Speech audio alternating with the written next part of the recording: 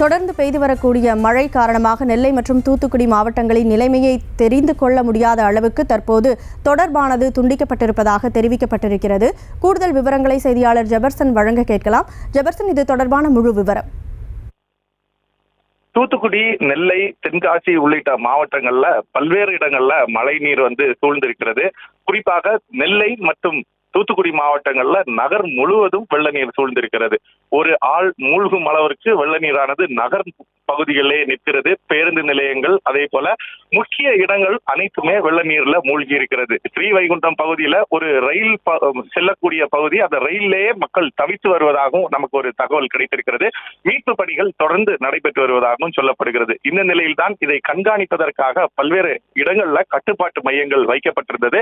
சென்னை தலைமைச் செயலகத்திலிருந்து கட்டுப்பாட்டு மையமானது நெல்லையில் தொடர்ந்து ஒரு கட்டுப்பாட்டு மையத்தை அமைத்து அங்கு நடக்கக்கூடிய நிகழ்வுகளை நேரடியாக கண்காணிப்பதற்கான ஏற்பாடுகள் செய்யப்பட்டிருந்தது. இந்த நிலையில்தான் அந்த கட்டுப்பாட்டு மையத்தை தொடர்பு கொள்ள முடியவில்லை. காரணம், அங்கு மின் இணைப்பு முழுமையாக தடை செய்யப்பட்டிருக்கிறது. அங்கிருக்கக்கூடிய நெட்வொர்க்குகளும் தற்போது வேலை செய்யவில்லை. அதன் காரணமாக அங்கிருக்கக்கூடிய மாவட்ட ஆட்சியர்கள், அதிகாரிகளை தொடர்பு கொள்ள முடியாமல் திணறி வருவதாக தகவல் கிடைத்திருக்கிறது.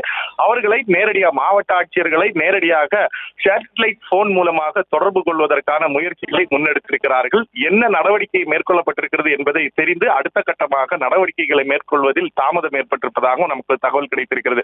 குறிப்பாக ஹெலிகாப்டர்கள் மூலமாக மீட்பு பணி தொடர்ந்து நடைபெற்று வருகிறது. உணவுப் பொட்டலங்கள் வழங்கக்கூடிய பணியையும் தொடர்ந்து முன்னெடுத்திருப்பதாக நமக்கு தகவல் கிடைத்திருக்கிறது. இறுதியாக கிடைத்த தகவலின்படி பல்வேறு இடங்கள்ல என்டிஆர்எஃப் மற்றும் தமிழக என்டிஆர்எஃப் டீம் தொடர்ந்து களத்திலே இருக்கிறது. அவர்கள் மீட்பு பணியை முன்னெடுத்திருக்கிறார்கள். ஹெலிகாப்டர் மூலமாக உணவு வழங்கக்கூடிய பணிகளை முன்னெடுத்திருக்கிறார்கள். இந்த தகவல் தொடர்பானது துண்டிக்கப்பட்டிருந்தாலும் எப்படியாவது அவர்களை சேட்டலைட் போன் மூலமாக தொடர்பு கொண்டு அடுத்த கட்டமாக நிலைமையை சீர் செய்வதற்கான முயற்சியில் தொடர்ந்து அதிகாரிகள் ஈடுபட்டு வருகிறார்கள்.